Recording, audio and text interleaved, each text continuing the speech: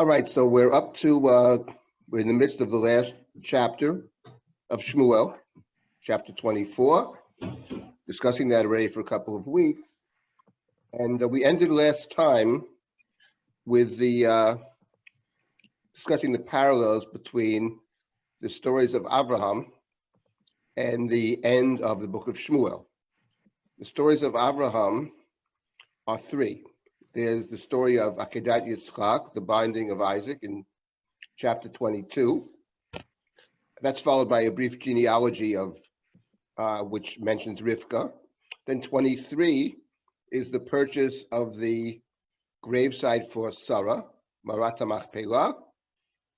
And chapter 24, which begins with Abraham being old, Abraham Zaken Ba Bayamim, that God blessed Abraham with everything. And that story is about finding a wife for Yitzchak, which in fact is about the succession of Abraham and the succession of Sarah. Rivka, the wife, will eventually replace Sarah. In fact, at the end of chapter 24, it mentions that she was brought into Sarah's tent.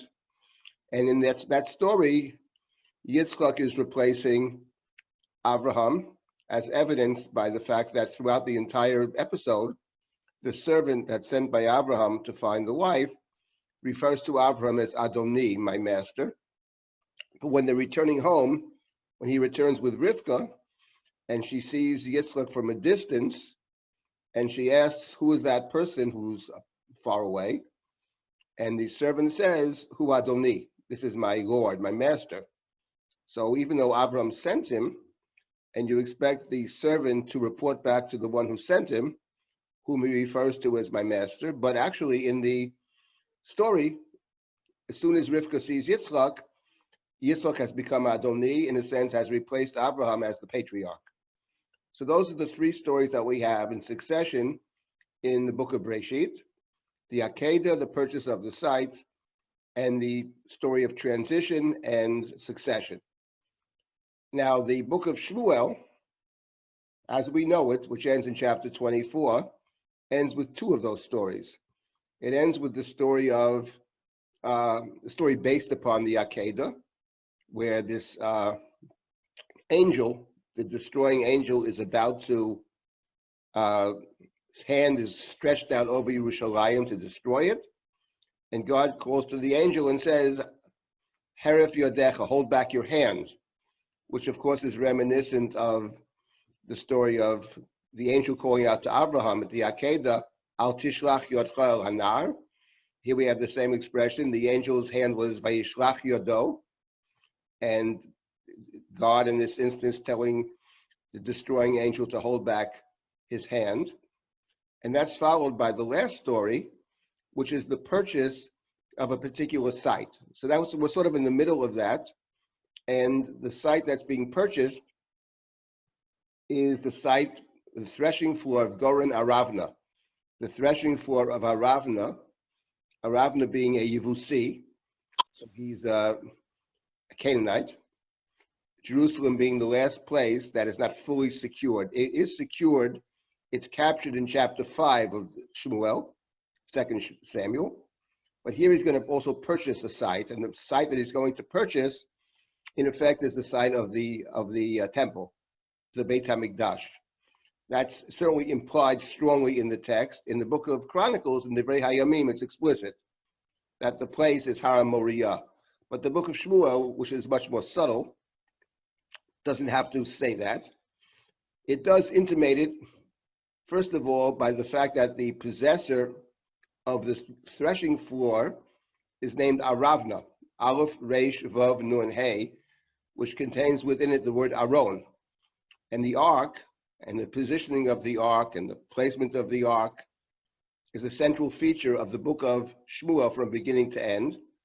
In fact, the book begins with the exile of the ark. The Philistines defeat Israel and capture the ark, which then circulates around the Philistine cities, wreaking havoc and destruction every place it goes. And Philistines return the ark, and the Israelites look at it and are plagued and punished. Many die, and the ark is shunted aside to a place called Kiryat Yarim. And then in chapter 6 of Shmuel Bet, David determines to bring the ark up to his city. His first attempt fails. That's the story of Uzzah, Peretz Uzzah in chapter 6. Then he brings it up successfully in chapter 6. And now, in the last chapter of the book, the ark is to find its permanent place. That is to say, God is finding God's permanent place. And when God finds God's permanent place in David's city, by implication, God has agreed to stay in David's city, or maybe one could formulate it, God has agreed that David's kingship can remain in God's city. So that's the point over here of the purchase of Goren Aravna. Now, if we just look at the last verses of this book, which is chapter 24, beginning in Pasuk,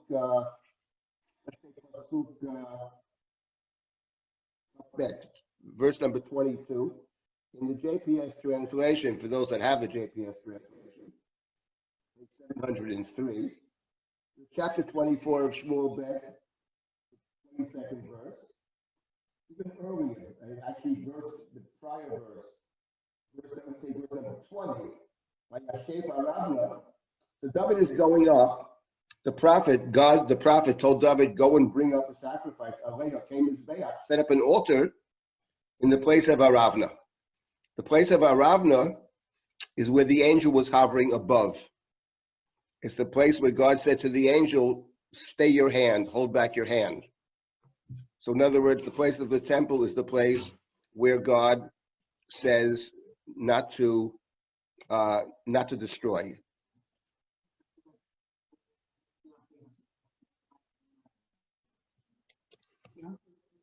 Where's the mic? Okay, fine. Well, okay, fine. All right. So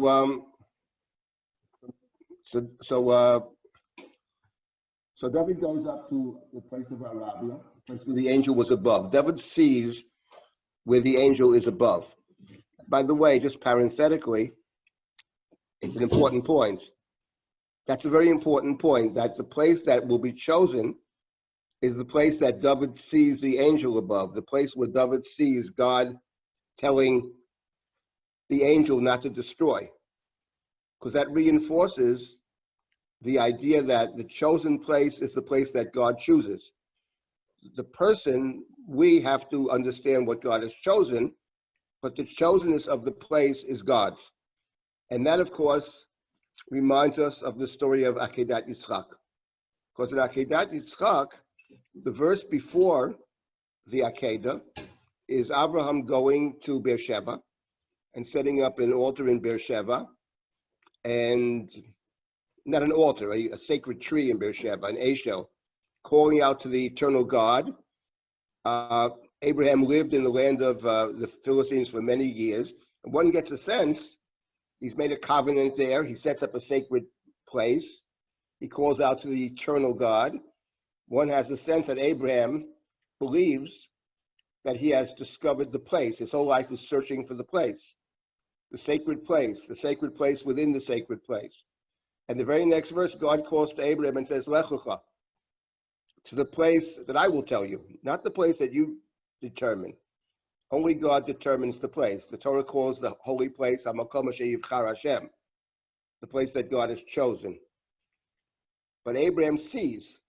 The idea of seeing in the Akedah is very central. He lifts up his eyes and he sees from a distance. He sees the Ayol Achar, probably afterwards. So the focus is on his seeing. He names the place that when God is seeing, and God is seeing. But the chosenness is choosing is God. The seeing is the person. Here too, David sees, we are told, the place that God has chosen. So he lifts up his eyes and sees. Let's find that verse. Verse number 17. David sees the angel. So David sees the place, but David doesn't choose the place. So now David is instructed to go to the place that God has chosen. Another very deep Akedah connection. And when he gets there, Aravna, let's call him Mr. Ark, says to him, why have you come? Says David, to purchase the threshing floor. and to build a mizbeach, to build an altar to stop the plague. And the Rabbi says to David in verse 22, the king, take whatever you want. Take whatever you want. It's all yours, he says.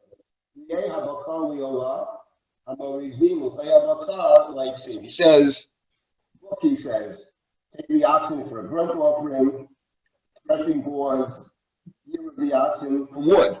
So you can have, it's all mine. So it's given to you.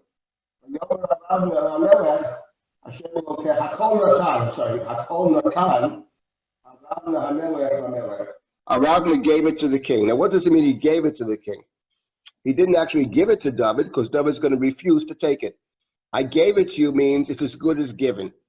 It reminds us of a verse in chapter 23 in the story of the purchase of the gravesite for Sarah, where Avram said to Ephron, Natati kesef hasadeh kach mimeni. I've given you the money, take it.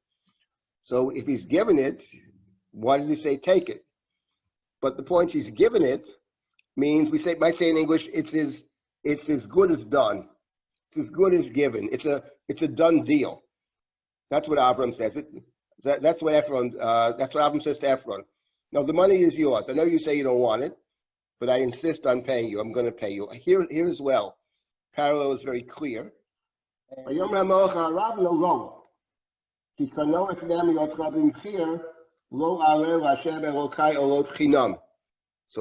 David says, no, I'm not going to take it for nothing. I'm going to insist on paying for it. I'm not going to bring sacrifices for naught, for nothing. And David buys the threshing floor. So David buys the site for 50 shekels. Of course, parallel to the story of Abraham, we insist on buying the gravesite for Sarah. When I say the gravesite for Sarah, as we have discussed in the past, it's not that he wants this site to bury Sarah. He does want to bury Sarah, but he was offered a burial site for nothing. Everybody will permit you to bury your dead. You're a Nasi Elohim Atah B'tochenu, they say in chapter 23. But what Avram's after is something else. Not a place to bury Sarah, not a kever, but rather, in the words of the Torah, achuzat kever, the possession of a grave. He wants that place to represent the permanent acquisition, the acquisition of Abraham's descendants, Abraham and his descendants in the land of Canaan, in the land of Israel. So that becomes the symbolic possession, and it is significant that the symbolic possession of the land is actually Sarah's grave. He's going to be buried there as well, so will the others, but fundamentally, Sarah's grave is the achuza, is the permanent possession. So those parallels are very clear. By the way, just parenthetically, there's an interesting point. This story that we have in Shmuel appears with some variation in the book of Chronicles. Let me find that chapter in Chronicles where it appears. Just one moment, please. First Chronicles, Divrei Hayamim Aleph, chapter 21. So it appears there with some interesting variations. Right at this moment, I don't want to get into that, but I will point out one interesting feature, one of many, and that is that in Divrei Hayamim, David buys the threshing place, Goren Aravna, Mount Moriah, according to Divrei Hayamim, and the money that he pays, we are told, is 600 shekels. In our book, in Shmuel, he pays 50 shekels. But in Divrei Hayamim, he pays 600 shekels. So the difference between 50 and 600, I think, is interesting for the following reason. 50 times 12 is 600. 50 times 12, now we know there are 12 tribes. But what's interesting is that the Gemara, in several places, Masechet Yoma being one of them, raises the question about the status of Jerusalem. A question that seems to come up in many generations. The status of Jerusalem. And the Gemara has a dispute. Yerushalayim nitchalkal l'shvatim, Olov nitchalka l'shvatim. What is Jerusalem in the province of one tribe, whatever that tribe may be, maybe Benjamin or Judah? Or Yerushalayim lo nitchalka l'shvatim. Jerusalem is not part of the division of the land. Jerusalem doesn't belong to any one particular tribe. Jerusalem belongs to all the tribes. And that question, whether Jerusalem is, one might say, the collective property of Israel, or whether Jerusalem falls into the province of one tribe, I believe is reflected in the two versions of how much David paid for Goren Aravna. If we presume that the book of Chronicles has before it the book of Shmuel, book of Chronicles is a much later book. If we presume that the book of Chronicles has before it the book of Shmuel, and that the book of Chronicles on occasion amends, edits, changes some of the material in the book of Shmuel, which I'm quite certain, positive, is correct, that doesn't mean that's all it does. It has other materials as well, maybe ancient materials, older than some of the materials we find in the book of Shmuel. But if we presume that the book of Chronicles is editing, this will be an interesting edit. Instead of 50, it changes it to 600, because in effect, it's familiar with the book of Shmuel, and may presume that its readers are familiar with the book of Shmuel, but it doesn't want to leave it at 50. It wants to make it 50 times 12 to emphasize that the site of the temple, the Beit HaMikdash, doesn't belong to any one tribe. The Beit HaMikdash is the center, is the holy place for everybody, so no one tribe can claim it. In any event, that's one of the interesting distinctions between the two stories. So David here, at the end of the book of Shmuel, we have the story of the Akedah referenced, followed by the purchase of the site. And David brings the sacrifice in this place. In fact, we're told he brings a local shlamim, coming back to our chapter. This is the very end of the book of Shmuel. We're told that David, in the very last pasuk, Vayivin Shem David Mizbeach Hashem, Vayal Olot Ushlamim, Vayayater Hashem La'aretz, Vateyatzar HaMagefa Me'al Yisrael. And David brings the sacrifice, and the plague is stopped. And this is the end of the book of Shmuel. Now, in point of fact, it is an appropriate ending from a certain perspective. The book began with the banishment of the ark, and now the ark has found its permanent place. But beyond that, I wanted to mention once again that in the very beginning of the book of Shmuel, which is the story of Hannah, in that episode, Hannah prays to God in chapter 1 of Shmuel, and her prayer to God, which is one verse long, Imra'ot tireh b'ani amotecha, if you will certainly see the suffering of your maidservant. That's how it begins. Remember me and don't forget me. Give me a child. I will dedicate the child to God. And when we study that verse in the first chapter of Shmuel, I pointed out that Imra'ot tireh b'ani amotecha is playing off the first words that God said to Moshe when Moshe stands at the sneh. The sneh being, of course, the place of Sinai later, same place. And God said to Moshe, Ra'o ra'iti et oni ami Hashem b'Mitzrayim, I have seen the suffering of my people. And God designates Moshe to be the one who will take them out of Egypt, who is Moshe, who will draw them out. And the book of Exodus ends with returning to Sinai to get the Torah, to receive the Torah at Sinai. When Moses stood alone in chapter 3 of Exodus, all the people stand at Sinai in chapter 20. And the end of the book is not just about receiving the Torah at Sinai, but the end of the book of Exodus is about the Mishkan, the place from which God continues to speak. The beginning of the book of Shmuel has Hannah in the Mishkan. She's standing in the Mishkan, and she's asking God to give her a child. And this child, Shmuel, literally is based on Moshe. And what she's saying in effect is, if you see me, that is to say, I'm standing in a place where you see. And then she says a couple of verses later, after Shmuel is born, I will deliver him to God, v'nir'ah, he will be seen by God. So there's the seeing and the being seen, which recalls the Akedah.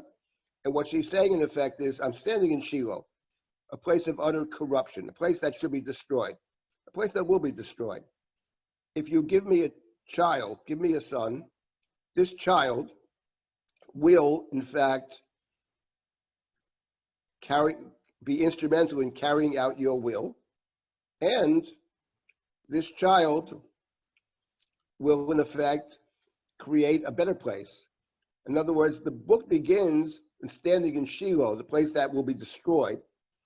And in Hannah's prayer in chapter 2, she calls for God to destroy the wicked, the haughty, the arrogant, to raise up the meek. So the book begins with standing in the place that should be destroyed and is destroyed. And the last verses of the book, actually, as we have it, are David discovering the place of the Beit HaMikdash. So the book is moving from the Shiloh, which is corrupt, and Hannah asking God to see and be seen, and to give her the opportunity through a second Moses to take the people out of a spiritual Egypt. And the book ends with the discovery of the sacred place. So actually, chapter 24 is a perfect ending to the book. It begins with Hannah's prayer and her conception of the king as the one that carries out God's will. As she says in chapter 2, God should give strength to God's anointed. And it ends with Goren Aravna. It ends with the ark finding its permanent place, and by implication, the kingship of David being eternal, which is a promise that God made to David actually earlier in chapter 7, in the very beautiful chapter 7. Maybe we'll go back to that in a few minutes. So the last chapter of Shmuel is a very appropriate ending to the book of Shmuel.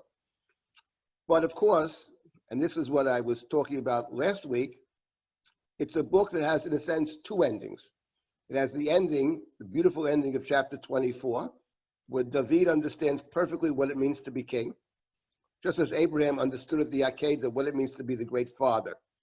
Who was his son? Who was his wife? Where is the place for each person? He affirms that by reclaiming Isaac. By reclaiming Isaac, he both discovers the sacred place and simultaneously reclaims Isaac. This is my successor. This is my covenantal successor. And because he understands that perfectly, he also understands that what Sarah has been saying all throughout, that it's my child that will be the covenantal, not Yishmael, not Hagar, but my child. Sarah was correct. So the first thing Avram does is to purchase the place that represents the acquisition in the land, and that should be Sarah's place. Just to recap and add a few details about what we said last week, now I want to point out something else, a distinction between the stories in Breshit and the story over here.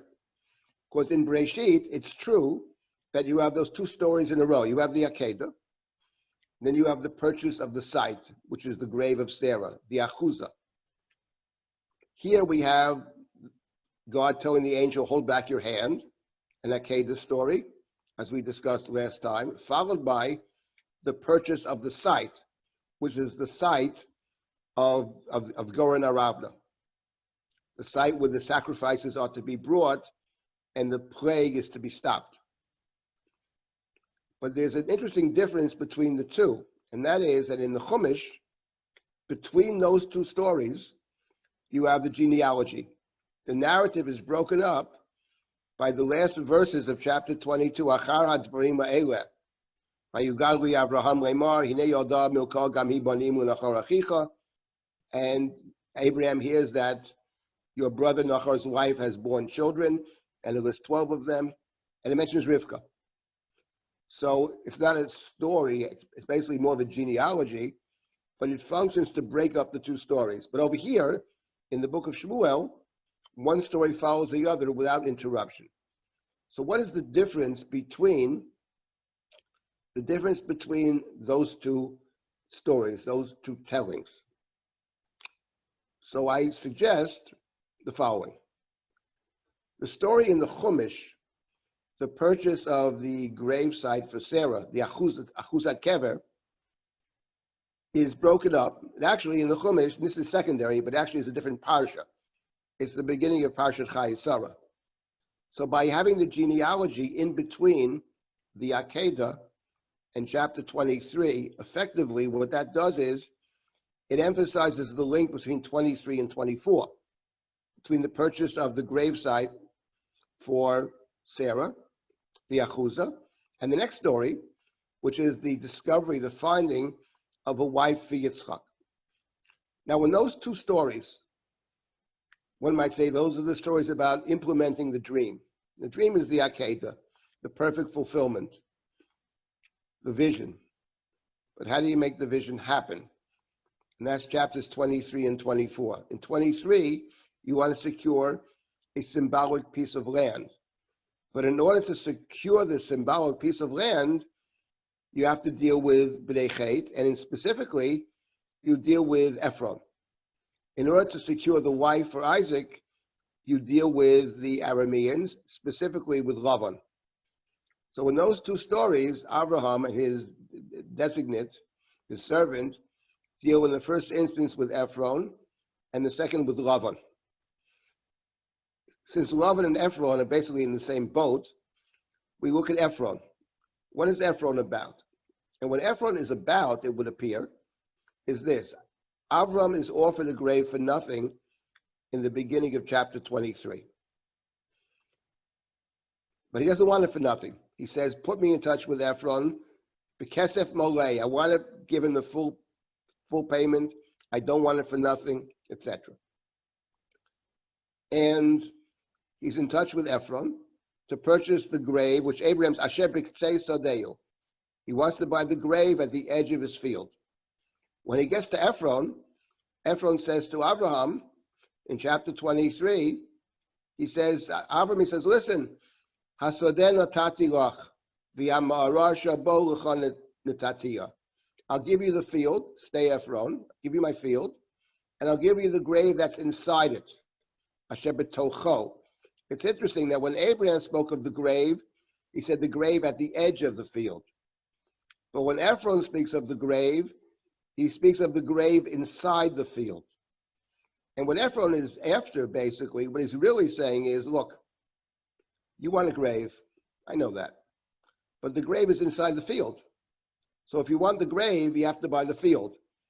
In Abraham's formulation, that's not the case. I want the grave at the edge of the field. You keep the field, but the edge of the field. Your field will end where the grave starts. And sell me the grave. I'll pay you whatever graves cost. But what Ephron says is, no, take it for nothing. Knowing that Abraham has already said explicitly, he insists on paying. He says, listen, if you want the grave is in the middle, Asher B'Toch, it's in the middle of the field. So it's a package deal. So a grave, presumably, is relatively inexpensive, especially a grave at the edge of the field, where graves often are. There's the edge of the field, for many reasons. So that's relatively inexpensive. But what Ephron really is saying is, you get two choices. You can take it for nothing, which I know you don't want, or you can buy both. So Abraham doesn't blink an eye. Abraham says, okay, you got it. I will buy the grave and the field. How much is it? So Ephron says to him, listen, what's 400 shekel kesef between me and you? Now, 400 shekels in the book of Genesis means a vast amount of money, because the number 400 appears 3 times. The 400 years of slavery, the 400 men that Esav comes, approaching Yaakov with 400 men, means he's got a big army. So 400 is a big number. We don't have to study ancient Near Eastern coins to know this. It's a vast amount of money. Many, many, many, many times the amount you pay for a grave. But Abraham knows what he wants. He wants possession in the land. He wants achuzat kever. And he has no problem. He pays him. And the best money as well. Over la socher, the best currency. That's the first story. In the second story, he knows what he wants.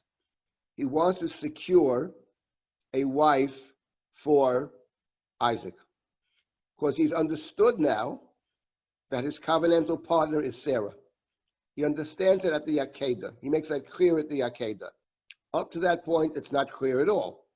In chapter 20, when Abimelech said, how come you lied and said that this woman is your sister? She's actually your wife. And one of his three terutzim was, she really is my sister. So he doesn't see her as a covenantal partner. You love your sister, but she's not your partner in destiny. But at the Akedah, he comes to understand that Isaac is the one and only covenantal child. And what God had said in chapter 17, Sarah will have a child, and the covenant is established through him, through Sarah's son. So Avram understands it at the Akedah. Well, if Sarah is my covenantal partner, then the possession of the land should be Sarah's place. So now he wants to replace Sarah. He wants to replace Sarah for two reasons. First of all, Sarah has to be replaced as covenantal partner, but perhaps even more significant than that, he comes to understand that Sarah guided me correctly in terms of discovering who my successor should be. We need somebody to assist Yitzchak to determine who the covenantal successor will be. And that turns out to be Rivka, and she certainly guides Yitzchak in terms of who the covenantal successor will be. One can question her methods in disguising Jacob and all that stuff. That's true. But one can never question whether she was right or wrong. She is certainly right. And it would appear from the plain text of the Torah that Isaac, left to his own devices, will make the wrong choice. So Abraham is 1,000% correct that we need a partner, a covenantal partner for Yitzchak. And he's willing to expend whatever it takes to secure that covenantal partner. We are told that he takes the camels, 10 camels, laden with all kinds of treasures, called Tul Adonav Biyado, all the goods of his master in his possession, says the Torah in chapter 24. Servant has a blank check. You do whatever it takes to secure this person, because our destiny depends on getting the right person, the one who's willing to leave her home and to travel to partner with Yitzchak to succeed Sarah, to assist Isaac, and we can and the succession, the patriarchal succession, can take place. So those two stories, the way the Chumash presents them, Ephron and Lavan, because the obstacle is Lavan, because Lavan is shrewd. Lavan wants to squeeze from the servant as much as possible. At the end of that story in chapter 24, the family says to, and Lavan's ahead of it at that point, says, let us stay a while. Don't rush her back. And the servant says, no, we have to go. Let's see what she wants. They probably think that this young girl won't be willing to go, but she says, Eilech. But you got to deal with Lavan. And you got to have that blank check. So in the Chumash, we have the Akedah, which is the dream. And then we have the Ephron story and the Lavan story, which is making the dream real in the real world. And the real world is the world of Ephron and the world of Lavan. That's the story in the Chumash. But coming back to our book, in the book of Shmuel, is different. Because in the book of Shmuel, there are no genealogies, there are no breaks between the stories. The book of Shmuel ends, as we have it, with the purchase of the place for the sacrifice. And here it's different, because here, it's not that Aravna is not Ephron. Aravna, Mr. Ark, is completely above board. Whatever his motive is, whether it's fear, whether he wants to stop the plague as well, unclear. But there's no sense he's trying to dupe David in any way. He's not trying to get something from David. He says to David, here, take everything, and not only that, Hashem Elokecha Yirtzecha, he says, God should bring about, God should atone for the land. God should accept the sacrifice. Ratzon comes up in the Torah as the acceptance. God should accept. Ritzei, Hashem Elokeinu, means acceptance. Shabbat is the Ratzon. God should accept it. So it's not about dealing with a devious person. It's not about that at all. It's in the book of Shmuel, it's more about a follow-up on the Akedah. that the Akedah story in the book of Shmuel is about this particular place, and it's about the purchase of this particular place. Whereas in the Chumash, there were two sacred spaces in the Chumash. The first sacred space in the Chumash is the space of the Akedah. Hamakom, the place, the Torah called it, the place where God sees and is seen. Shem Yireh, Merayom Bahar Hashem Yera'eh, where God appears. And then the second special place is the place that represents the acquisition of the land, and that's the story in chapter 23, after the genealogy. That's Marat HaMachpelah. In the book of Shmuel, the two places are one, because the sacrifice is to take place in Goren Aravna, and the place that David sees is Goren Aravna. By the way, there's something very interesting that I saw in the Zohar. The Zohar has a long exposition on the purchase of the gravesite for Sarah. Kiryat Arba, it's called. Now, in the Midrash, I believe Rashi cites Kiryat Arba. Why is it called Kiryat Arba? Why is Hebron called Kiryat Arba? So the Medrash says, it's not in the text, the Medrash says, because there are four couples that are buried there. Who are the four couples that are buried there? There's Abraham and Sarah. There's Isaac and Rebekah. There's Jacob and Leah, Yaakov and Leah. And the fourth couple is Adam and Chava.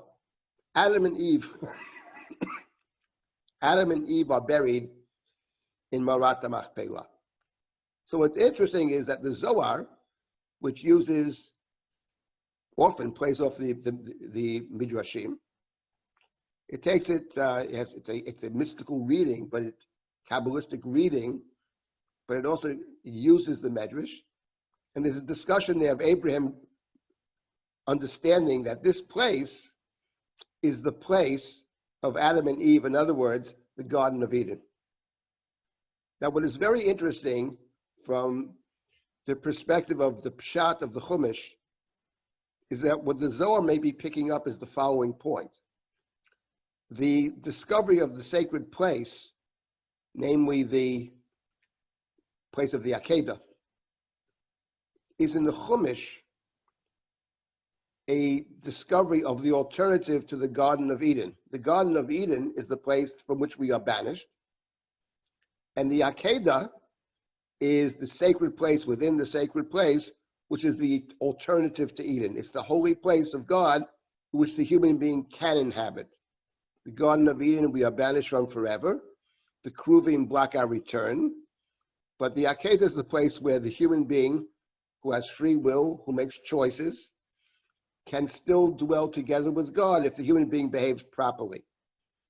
And that's interesting to note that when the angel calls out to Abraham, Al tishlach yodcha lanar, do not literally extend your hand towards the boy, don't harm the nar.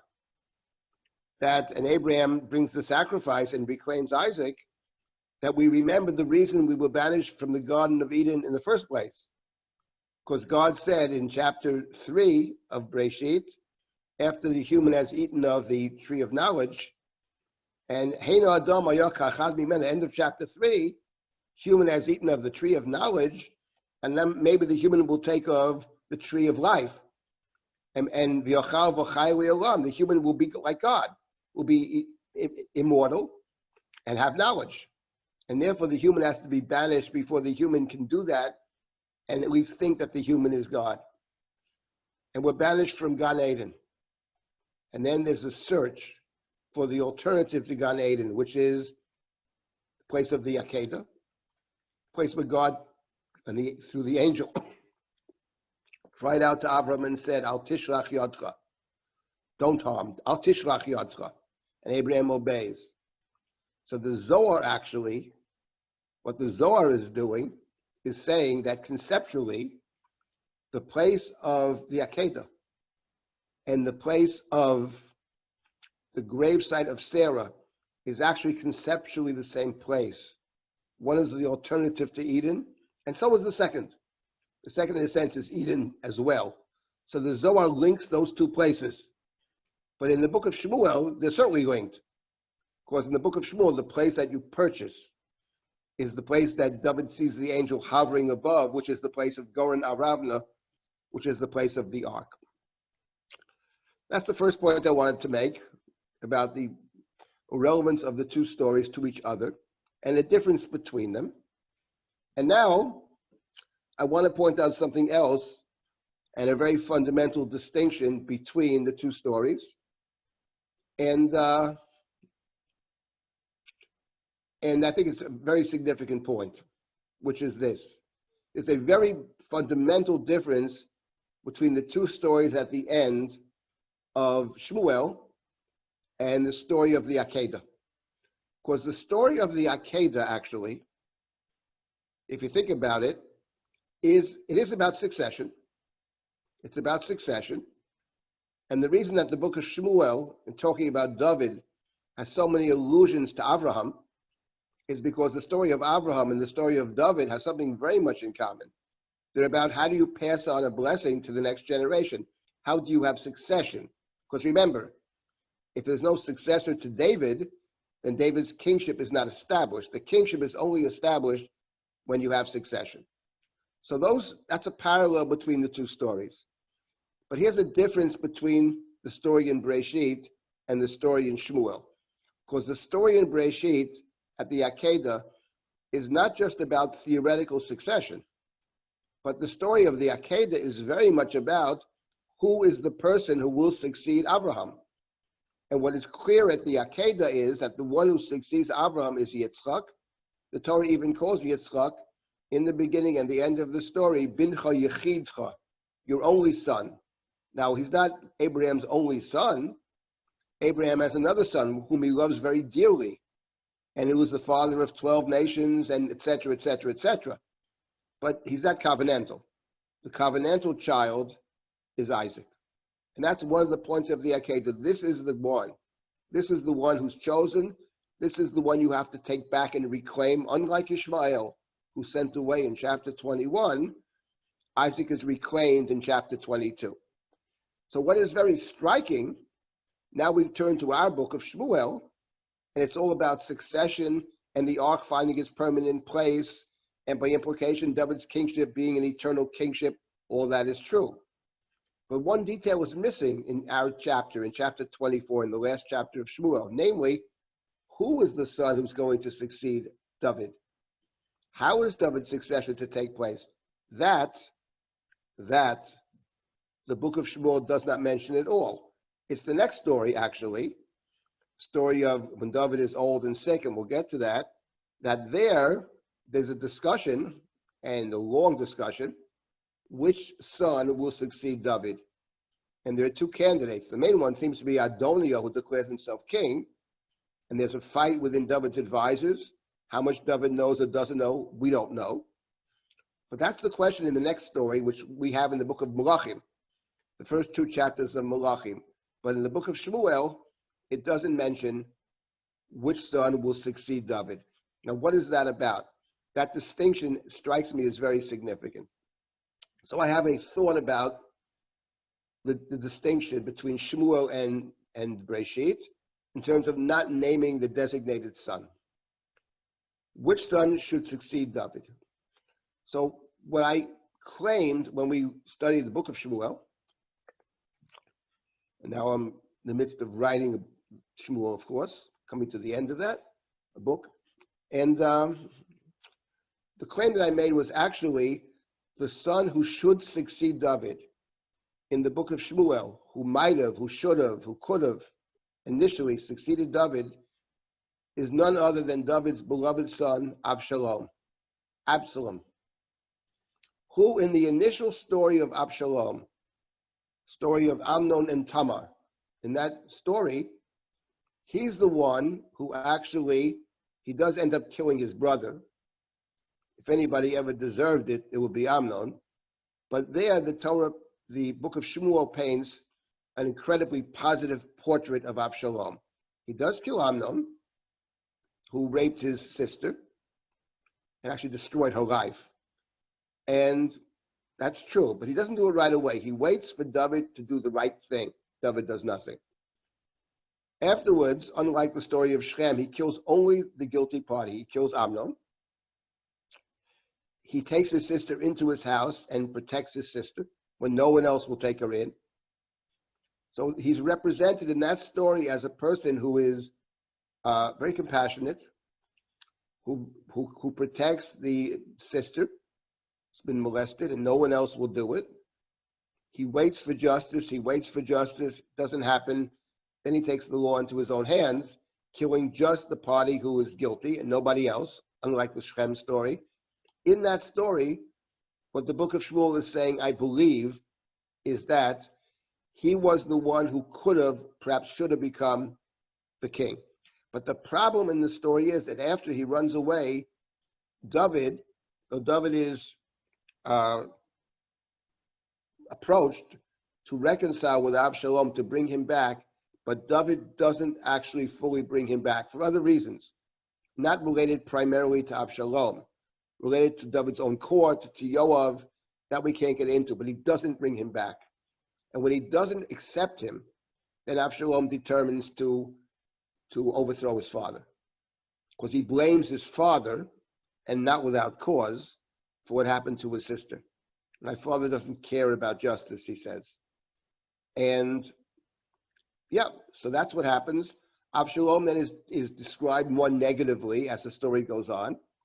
And then in the last story of Absalom, David instructs his generals not to harm the Nar, the boy. Well, the boy is essentially the king of Israel and has the majority of Israel following him. From David's standpoint, as a father, he's my boy. And one of the generals is Yoav, and Yoav kills Absalom. Absalom gets caught with his long hair. He has very long hair, and he's a very beautiful person, we're told.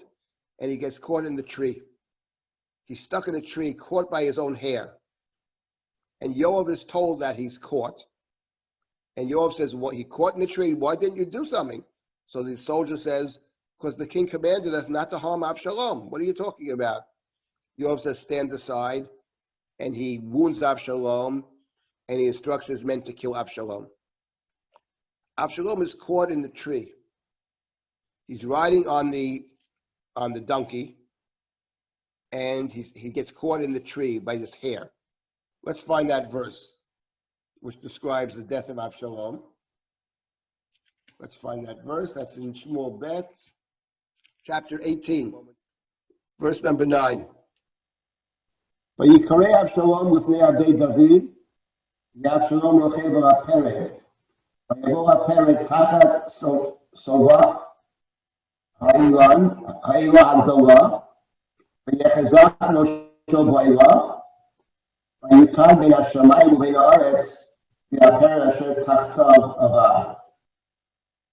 So Absalom encountered. Rabbi Silber, could you try and say that facing the camera, just the pasuk, so people can hear? Yes, this again is chapter 18 of Shmuel Bet, verse number 9. I'll read the English now. Absalom encountered some of David's followers.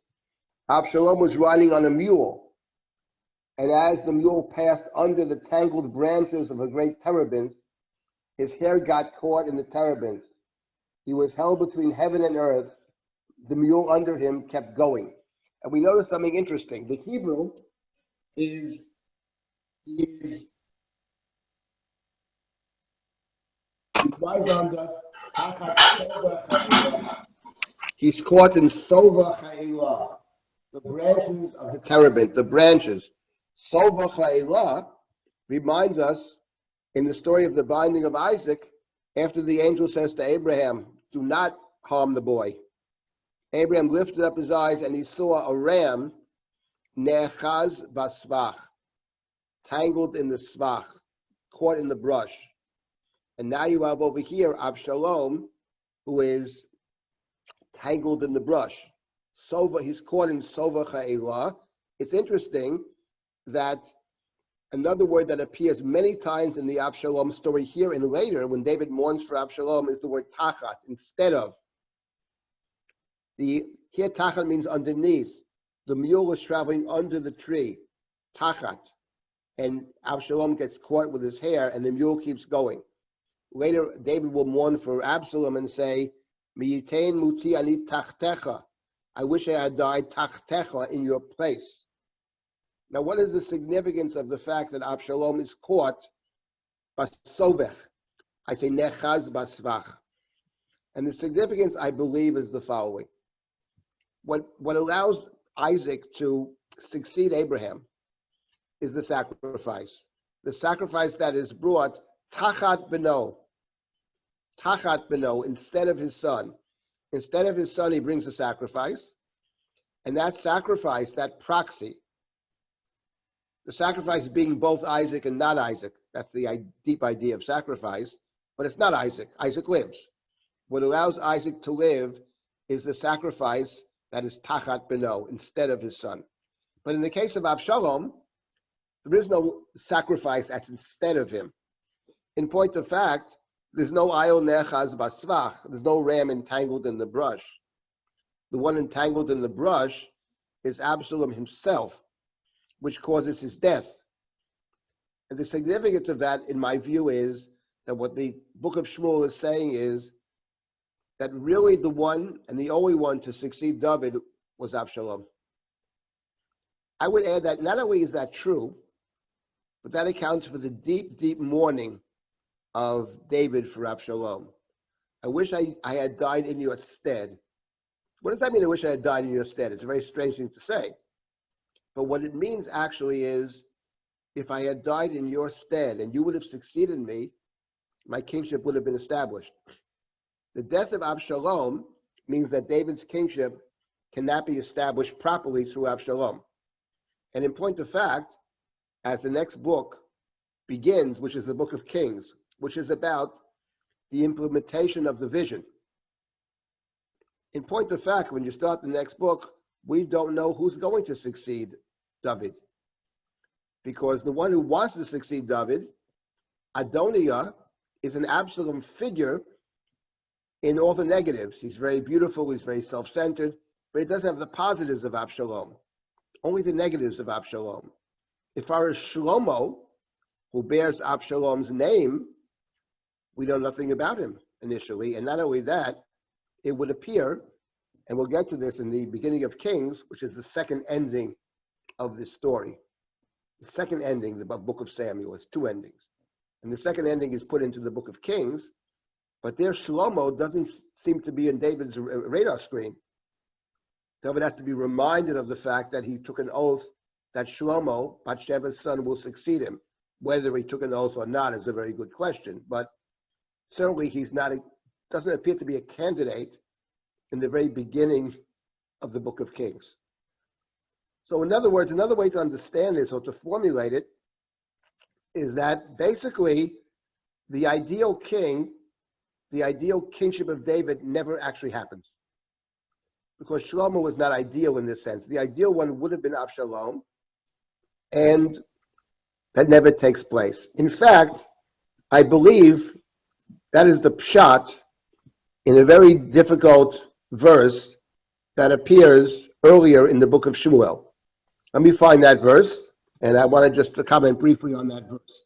1 second, please. This verse is found in chapter 20 of the book of Shmuel, Shmuel Bet, chapter 20.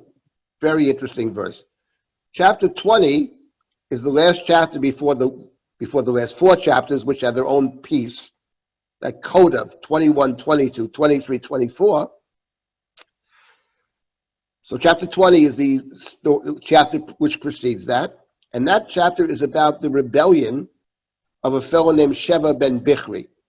The chapters before that are about the rebellion of Absalom and the great battle, and David succeeding in returning to Jerusalem and reclaiming the kingship. And then in chapter 20, we're told about the 10 tribes that don't support David. They're angry, essentially, that when David returns, he seems to favor the tribe of Judah, his own tribe, over the other tribes. This angers the other 10 tribes, and they decide, under the leadership of Sheva ben Bichri, to secede from the union, to leave David.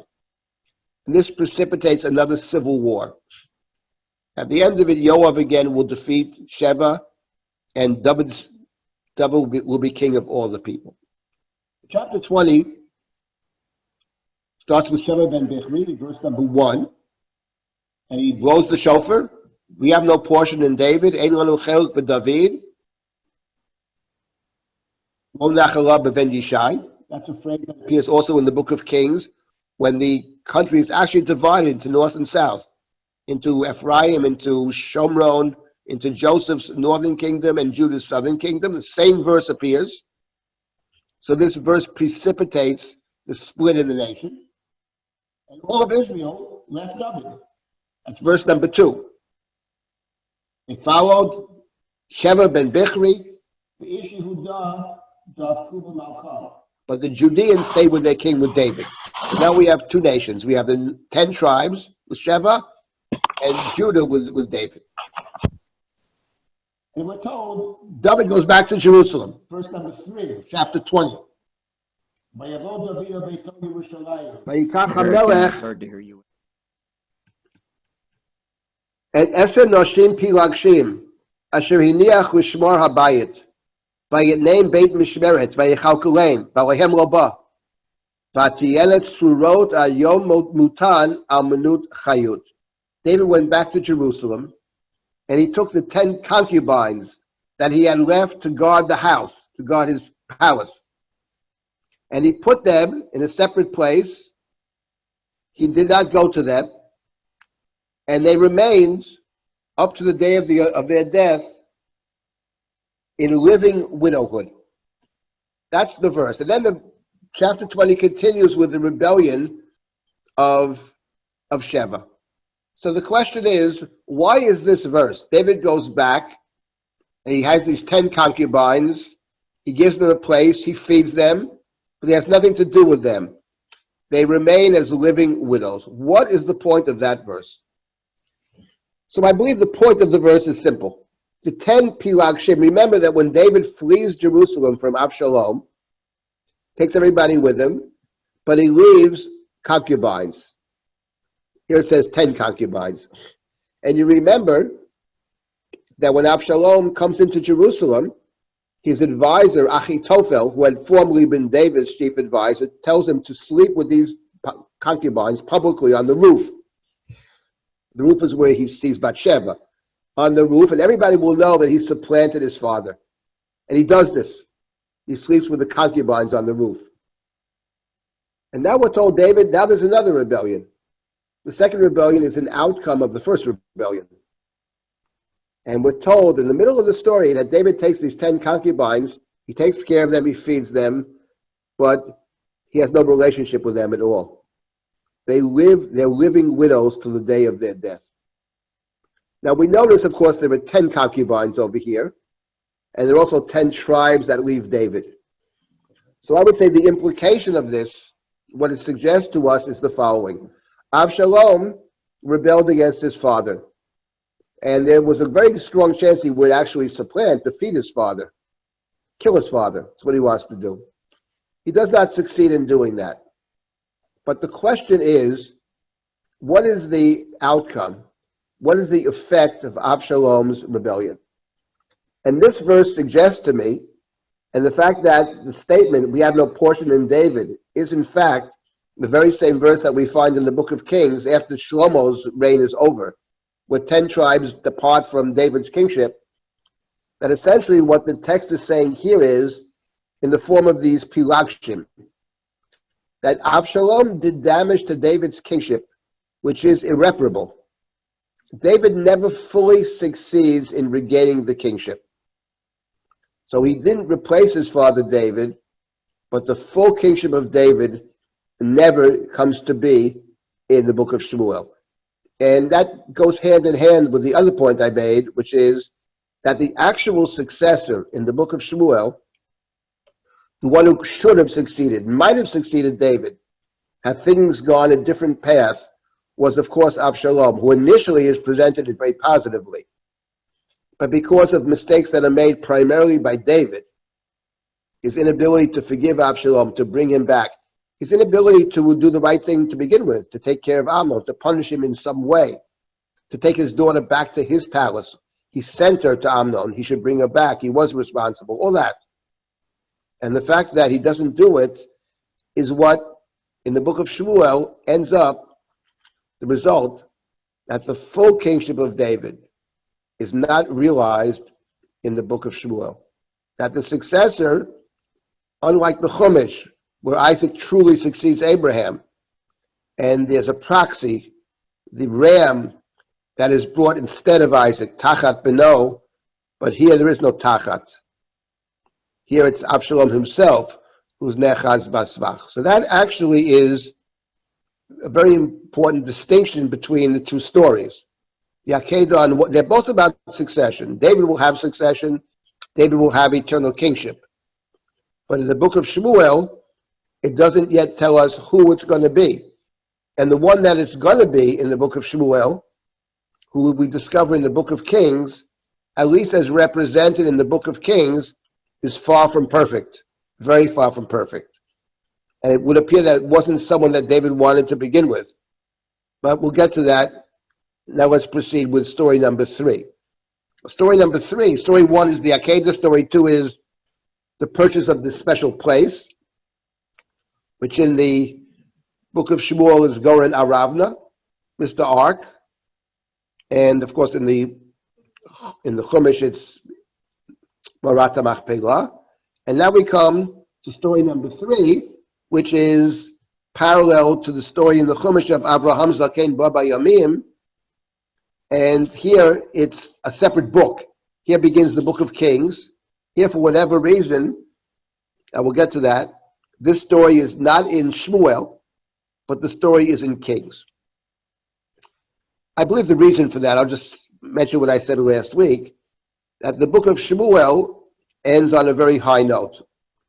The book of Shmuel, with all of its critique of kingship and the recognition of the dangers of power and of kingship, and all that is true, but the book ends with an idea, with an ideal, I would say, that it's possible for true kingship to succeed. It's possible for a human being to understand that he represents God's interests and he represents the people. And that's what David essentially does in the last chapter. And he also, together with that, is willing to step down. He says to God, if I'm harming the people, get rid of me. Let your hand be against me and against my house. Destroy me, destroy my kingship, if I'm not serving the people. At which point God says to David, go up and bring a sacrifice in the threshing place of Aravna. Actually, I wanted to make another point about that verse in Shmuel Bet, which is verse number chapter 24, verse number 18. When David said, destroy me and my father's house, the prophet Gad Halavi goes to David, Alei Hakem Lashem Mizbeach, Begoren Aravna Hayivusi, and 19, Vayal David Kidvar Gad, and David went up, and he, as the prophet had told him, and then he goes to Aravna. Why are you here, says Aravna? And David says, I'm here to build an altar, and the plague should stop. And Aravna said to David in verse 22, Yikach v'yal Adonai hamelech hatov b'einav. You should bring up a sacrifice like olah. Reha b'kala olah. Look, my animals can be the burnt offering. No, David says, no, I'm not going to do that. Lo aleh olot chinam in verse number 24. I'm not going to bring up for nothing. And in verse 25, the last verse, vayal olotu shlamim. So we notice, actually, that in the last verses, beginning when he's told to go up to Aravna, the term to go up, la'alot, appears, I believe it's 8 times. It means he goes up, and he also brings a sacrifice, and the sacrifices are called olot, that which are brought up. So we have the word over and over again, vayal, vayal, vayal. What is the significance of this repetition over and over again of David going up? And it strikes me that the significance of David going up in chapter 24 is in contrast to the sister chapter of chapter 24, which, as we have studied, is chapter 21. Chapter 21 begins with the sin of King Saul, that King Saul had violated an oath. He had killed the Givonim in the beginning of chapter 21, which was a violation of the oath. He had killed them inappropriately. His house is called the Bloody House, Al Shaul v'al Beit HaDamim, and the violation of the oath means you do what you think is right, but in degrading God's name. So for the king, that's a very serious crime. The king has to always be aware that God has chosen the king. Now, we spoke at length about the fact that the sin of Saul is not unconnected to the sins of David. That is all true. Leaving that aside, but at the end of the day, Saul committed a sin. And when you read the story over there, what happens to Saul, so David chooses 7 of Saul's family. That's what the Givonim requested. And we're told that he impales them. And in chapter 21, the 7 fell together. We make it fear Barishonim. So we notice. Repeat that toward the camera. We notice that they fall together. That's what we're told. Saul's 7 descendants fall together. At the time we read that verse, I pointed out that the 7 falling together is exactly parallel to the verse that we have at the last chapter of Shmuel Aleph, which talks about Saul dying at Mount Gilboa, and Saul and his 3 sons and his arms bearer fell together. And that the word to fall is the word that appears over and over and over again in describing the death of Saul and what happens to Saul and to Israel on Mount Gilboa. And David's famous elegy for Saul and Jonathan, the leitmotif 3 times, Ech naflu giborim, how have the mighty fallen. So Saul actually falls. It's interesting, I mentioned that in the context when Saul first meets Samuel, he takes him to the roof. He takes him to the roof. Roof is a dangerous place. It's the highest place. And the Torah warns us about roofs. Be careful with the roof. Build a parapet so that the no-fail should not fall from there. The one who falls should not fall. The story of Saul is the story of a great fall. A great man, but he falls. And the theme of falling appears over and over and over again. Chapter 24 is the story of David, who commits a sin which in the eyes of the book of Shmuel is a terrible sin. But what David is able to do in chapter 24 is to understand his mistake and to appropriately say to God, you make all the choices, and if I'm not serving the people, get rid of me. Don't get rid of them. And the prophet goes to David and says effectively, I see you understand what it means to be king. And since you understand what it means to be king, even though you make mistakes, and kings are apt to make a lot of mistakes, because the power corrupts. Power prevents you from seeing properly. Having said all that, David does see perfectly well. It's the Akedah story. And he says to God, I'm willing to accept my fate. I'll do your will to accept my fate, have no future. Oh, if that be the case, you can then go up. As opposed to falling down, is going up. So Saul falls. David can rise up. And the difference between them, actually, if you look at the book in its entirety, is at the end of the day, what Saul is incapable of doing is to effectively deal with his errors. He doesn't understand how you deal with the errors. He doesn't understand how to confess properly. And what marks David as different, both in the story of the Bathsheba story, but even more in chapter 24, is his full comprehension of what it means to be king and his acceptance of all the responsibility. And therefore, he's told, go up. Yal, alei, right? And that phrase appears over and over again with David. I noticed, by the way, it even appears in chapter 21. It's interesting. In chapter 21, after he sees what Rizpah bat Aya does in protecting the bodies, then David, we're told, goes. This is found in chapter 21, verse number 13, that David retrieves the bodies of Saul and Jonathan that were buried outside on the other side of the Jordan in Yavesh Gilad. By Yal Misham and Atzmot Shaul, we have Atzmot Yonatan below. David brings up the bodies. Can't hear you again. He brings up the bodies from Yavesh Gilad, and there the text again uses the word la'alot, to go up.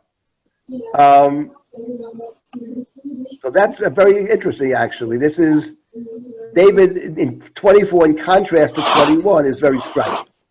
Okay, I wanted to make that point about the language at the end of the book of Shmuel about going up. So the book ends on a very high note. Book ends with the idea that it's possible for the king to be a perfect king, to carry out God's will. That's what the king is supposed to do. And now we come to story number 3, which in the Chumash is the story of Abraham commanding his servant to find a successor to Sarah, to find a wife for Isaac. And that begins with the verse, Avraham Zakein Ba Bayamim. And the parallel to that is the next story, which in our tradition is chapter 1 of the book of Kings. Hamelech David Zakein Ba Bayamim, Vayichasu Ba B'gadim V'lo Yichamlo. It's interesting that this chapter 1 of Kings, is the Haftorah for Chayei, which begins in chapter 23. So the Haftorah actually is connecting the two stories. And now when I say the two stories are connected, I don't mean they're identical to each other. They're similar in the sense that each is about succession, finding the appropriate successor. They're similar in that sense. In each case, the appropriate successor is found through some kind of intermediary. In the case of the Chumash, it's the servant that Abraham sends to find the wife for Isaac. In the book of Kings, in Melachim, it's Natan HaNavi and Bathsheba who intervene to assure that the successor to David will be Shlomo and will not be Adoniah ben Hagit. That's parallel. In each of the stories, I would add, the oath plays a very significant part. In the case of the Chumash, Abraham makes the servant swear he will obey the orders of Abraham, namely, not to bring Isaac back to the land of Aram, and also not to allow Isaac to marry, and not to find a wife for Yitzchak from the Canaanite. And he makes him swear. Now, the oath figures very prominently in the story of Melachim, finding the successor to David. It's going to be Shlomo, and the claim that's made, of course, in the story is that David took an oath, a shvuah, to Bathsheba that her son will succeed him. And later in the story, whether David did or didn't is a good question, but later, at the end of when David decides to make Shlomo the king, he swears. I swear, he says. Okay, he swears that the first oath will be kept. We're not sure there was a first oath, but he does swear. And we also have to remember that the woman to whom he swears, who's the first to intervene on behalf of her son, her name is Bat Sheva.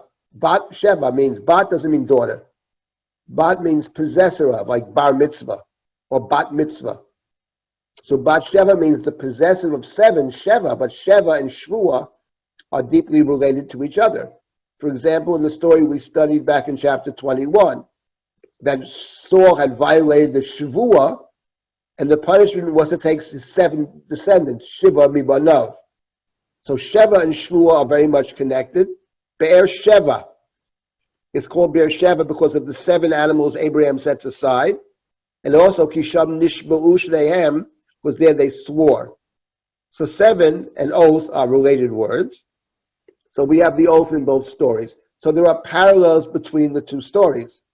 But in this particular case, it's the difference between the two stories that are very striking. And the main difference is the following. And we'll see how this plays out today, and we'll continue next week and finish this hopefully next week. Who knows, maybe we'll meet in person next week. I doubt it, but at least we have the opportunity to study together, which is great, and better to be in one room. But it is what it is. In any event, in the story of Abraham, story of succession, the story of Abraham Zakein Baba Yamim, it is true that Abraham is old. He can't walk himself. This is a man who's walked his whole life. Lech Lecha was the first and the last command by God. Hitalech Lefanai in chapter 17, walk before me. He walks his whole life. He's a nomad, he's a traveler. He finds a sacred place, but he's too old to walk. He can't go anymore. So you have to rely on somebody else. His fate, the succession lies in the hands of somebody else. That, of course, is true. But in the story, there's always a sense that Abraham is fully in command. He commands the servant what to do. The servant raises a question. He commands him. He places an oath upon him. And when the servant comes to the well, he prays. The God to whom he prays is the God of Abraham. The prayer of the servant in chapter 24, he cries out to the God of my Lord Abraham. Do chesed with Abraham. It's very much our prayers, our Shmona Esrei, our Amidah, the very first blessing, ends with Magen Avraham, shield of Abraham, and the focus is chesed. Chomer chasadim tovim. So the servant is actually precipitating, foreshadowing our prayers. He prays to the God of Abraham. There's a sense in that story. Abraham may be old, too old to travel, but there's a sense in that story that at every step of the way, it's Abraham's presence. The servant, who's terrific, who has no name in the story. He's never given a name. His name is Abraham's servant. He's carrying out the will of his master. Now, Abraham didn't tell him how to find a wife. That he has to figure out on his own. That's his own ingenuity. But every step of the way, Abraham is present. It's a very beautiful story. Now when you come to the book of Melachim, which is a continuation, story number 3, Akedah, Marata Machpelah, and now the next story, Amelch David Zakein Ba Bayamim. I mentioned last week, the composer of these stories probably has the Chumash open. Based straight on the Chumash. It's the Abraham story from top to bottom, but with important distinction. That's how it starts. They covered him with clothing, he couldn't be warmed. And the sense you get over here in that verse, very striking verse, they're both old. Abraham is old, David is old. With Abraham it says, Vashem beirachat Avraham bakol. God blessed Abraham with everything. He's a blessed person. And over here, he's not blessed bakol. They try to warm him with clothing and he can't be warmed, which has several significances to it, I think. And one of them is he may be sick. But the other significance is he's cold. In other words, your picture of this person who's cold, he's surrounded by people. But what is the relationship he has to these people? Essentially, the story will be about manipulation. They're trying to get David to do what they think is the best for the kingship.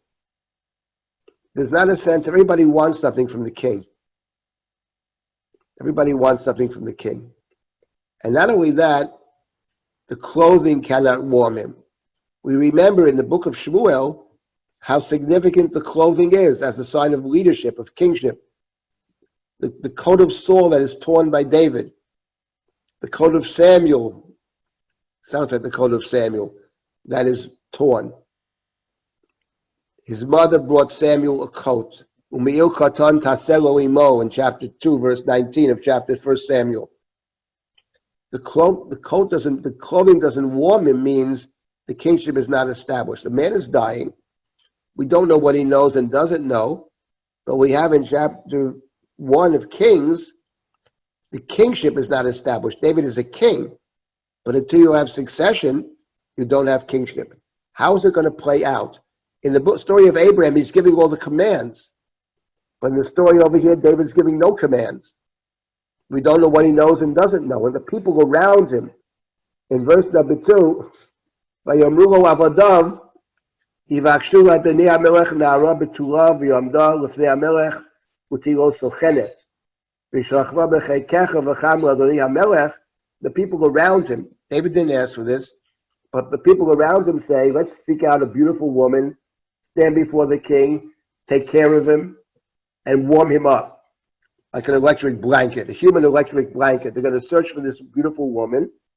And they searched. They searched for the beautiful woman. They found Avishag the Shunammite. They brought her to the king. She was very beautiful, we're told. She served him. The king knew her not. Of course, the story over here, when you read the story over here, of course, it reminds us of Megillat Esther, read just recently. There it's not bringing one woman to the king. There it's bringing thousands. Okay, there's a difference there. But it's the same kind, and there it's not the king who requests it. It's the people around the king wondering what the king might want. So you have a kind of grotesque playing off of the story over here.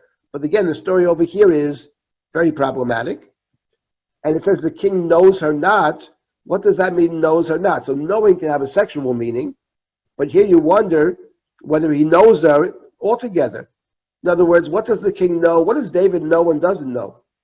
We, the reader, don't know what he knows and doesn't know. So is it a case where he doesn't really know what's going on, and the people around him are manipulating him? Or no, here it means the narrow sense of lo yida'ah, knows or not sexually. But so it's very unclear. We don't know what he knows and doesn't know. So this is light years away from the story of Abraham. The story of Abraham is a fully blessed person, totally in control. Okay, physically he can't walk. Totally in control every step of the way. The servant carries out his will. But now the story of Kings, First Kings, a different story. What does David know? What does David want? So the reader is hard-pressed to figure that out. So it's night and day different. And to account for the difference is not difficult. At the end of the day, the story of Abraham and the story of David are similar. They're about succession. But at the end of the day, there's a difference between Abraham and David. Because what Abraham represents is the patriarchy of the Avot.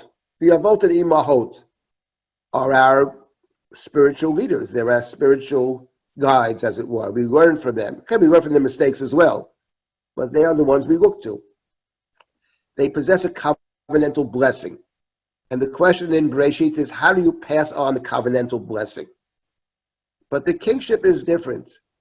Even if we assume, and there's a very positive side to kingship, and I do assume that, the book of Shmuel says that ideally it's very good, because the human being can implement God's will. But we also know that usually it doesn't happen. And it usually doesn't happen in the book of Shmuel either. And we know that the book of Kings is replete with kings who do many terrible things. So our tradition has placed the story of succession in the book of Kings, actually, not in the book of Shmuel.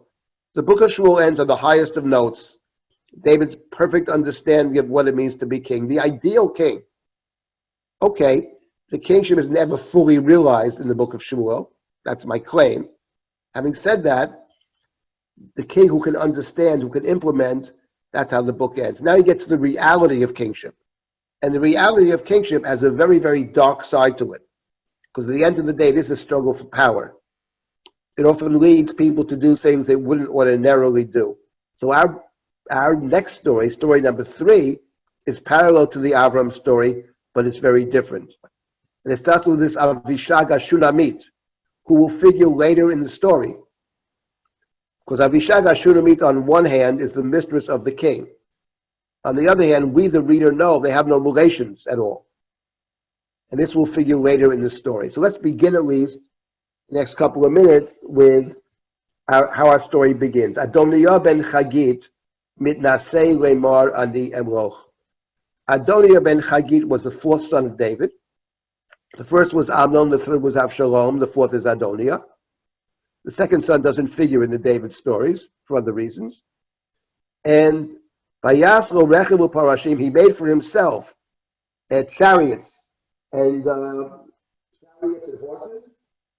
And Chamishim ish ratzim lefanav, 50 men run before him, but he's the one setting this up. So essentially what he's doing is acting as king, acting as royalty. His father is old, sick perhaps, dying, But Adonai ben Chagit is interested in establishing himself as the next king.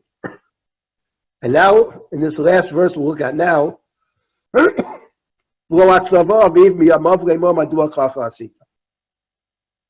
father had never reprimanded him, saying, why do you behave this way? So the book clearly thinks this behavior is outrageous, and he's a spoiled child. He's never been reprimanded by his father. David, in general, doesn't reprimand his children very much, if at all. He was very handsome, and he was born after Absalom. Absalom is son number 3, he's son number 4. So the text identifies Adoniah with Absalom in terms of his handsomeness, his looks, his beauty. He's Absalom, one might say, with all the externals and with the negatives, the self-centeredness of Absalom. But he's not Absalom in the positive sense. When you first meet Absalom, he's a very positive character. So we have the story. We'll stop at this point over here. Here you have a story of the king is old. We don't know what he knows, doesn't know. Cold. Kingship not established. And we have one son, the next oldest actually, son number 4, who should be actually by right, one might say he should be the king, but he doesn't want to wait around. He's declaring himself king, as it were, even as his father lives. His father is being tended to, cared for by the servants around him, and of course gives no instructions. And maybe the text even suggests he never gave instructions. He never told his sons what to do. He never wanted to sadden them. So this is a situation. It's about succession, but it's about a very different kind of succession. It has a much darker side to it. Okay, I think we'll end at this point for now. I will say that I find it rather coincidental that the story that we're looking at is the plague, actually, and hopefully we won't have a plague. I think we and the world basically are trying our best under these difficult circumstances to maintain some kind of regular, those things that are important to us to be able to continue. I'm glad that we have this opportunity here, at least to have the distance learning. It's not the same at all, but under the conditions, I'm glad that we have the opportunity and glad you could join with me. Hopefully we'll continue next week, either in this medium or maybe by some miracle to be able to meet together. Have a good day and thank you.